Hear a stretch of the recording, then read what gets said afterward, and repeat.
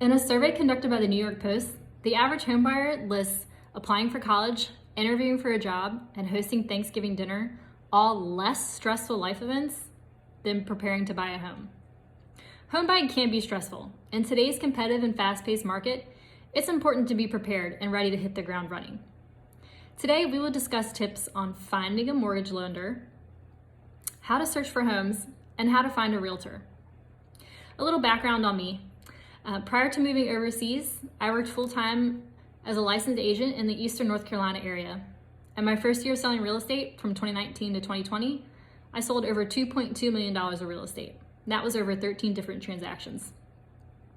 Real estate has many moving parts, and we won't be able to get into a lot of depth today, but I just wanted to talk about 3 tips to help you prepare. The first tip to help you prepare is to get pre-qualified. Finding a lender is important in starting your home buying process. I suggest finding a lender 3 different ways. You can ask family or friends for a referral. You can call any agent and they will give you the name of at least 3 lenders who they like to do business with.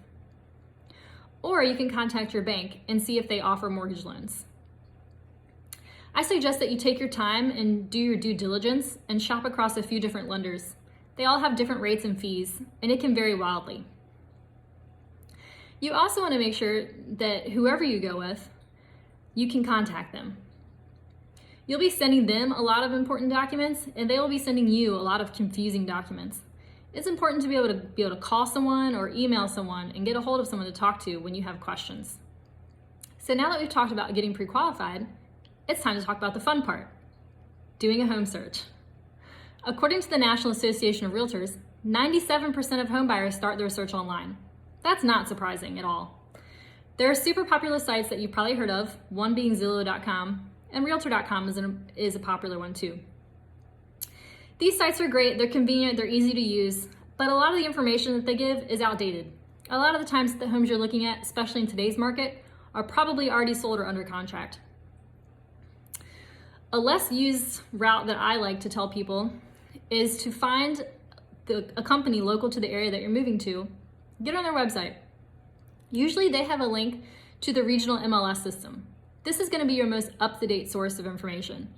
Sometimes they'll ask you to create an account and they'll ask you for personal information, and they do give those leads out to agents. So don't be surprised if an agent from that office will contact you, but sometimes that's okay. So now that we've talked about our home search, the final tip we will talk about is finding a realtor. The number one best way to find a realtor is to get a referral from family or friends. If your family or friends have a realtor that they remember and a name they can give you, that's because that realtor did a great job of staying relevant with your family or friends, or because they gave your family or friends amazing service and they remember them for that. A second way you can find a realtor is to contact a listing agent of a property that you like. If you have a property in mind, call the listing agent. They will be thrilled to work with you, I promise. Make sure whoever you use, you're comfortable talking with. Make sure that they're good listeners, and make sure that they're easy to get a hold of. They'll be working for you, and you'll be spending a lot of time talking to this person.